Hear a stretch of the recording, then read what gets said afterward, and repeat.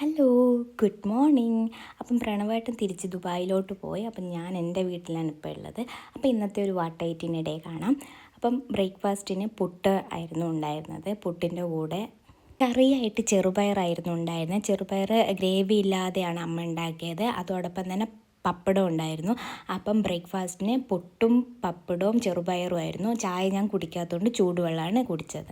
കുറച്ച് കഴിഞ്ഞപ്പോൾ ഫ്രിഡ്ജ് നോക്കുമ്പം ലിച്ചി ഉണ്ടായിരുന്നു. അപ്പം കുറച്ച് ലിച്ചി എടുത്ത് കഴിച്ചു. നമ്മുടെ റംബൂട്ടാൻ്റെ ഗ്രൂപ്പിൽ പെടുന്നതാണെങ്കിലും എനിക്ക് ലിച്ചിയെക്കാട്ടും ഭയങ്കര ഇഷ്ടം റംബൂട്ടാനാണ്.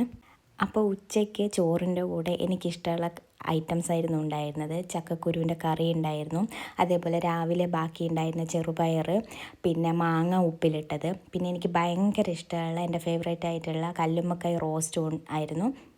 പിന്നെ ഒരു ഭംഗിക്ക് ഒരു പപ്പടം ഉണ്ടായിരുന്നു. കുറച്ച് കഴിഞ്ഞപ്പോൾ അമ്മ പേരക്ക കഷ്ണങ്ങളാക്കി തന്നിരുന്നു. അതെടുത്ത് കുറച്ച് കഴിച്ചു. അപ്പം നൈറ്റ് ആയപ്പോൾ അമ്മ കുറച്ച് ചക്കയും നെത്തൽ മീനും ഉണ്ടാക്കിയിരുന്നു. അപ്പം ഞാൻ കുറച്ച് ചക്കയും നെത്തൽ മീനും ഉച്ചക്കത്തെ ചക്കക്കുരു കറിയും മാങ്ങ ഉപ്പിലിട്ടതും പിന്നെ കല്ലുമ്മക്കായ റോസ്റ്റും എടുത്ത് കഴിച്ചു. ചോറ് കഴിച്ച ഉടനെ തന്നെ ഞാൻ ഒരു പഴം എടുത്ത് കഴിച്ചായിരുന്നു.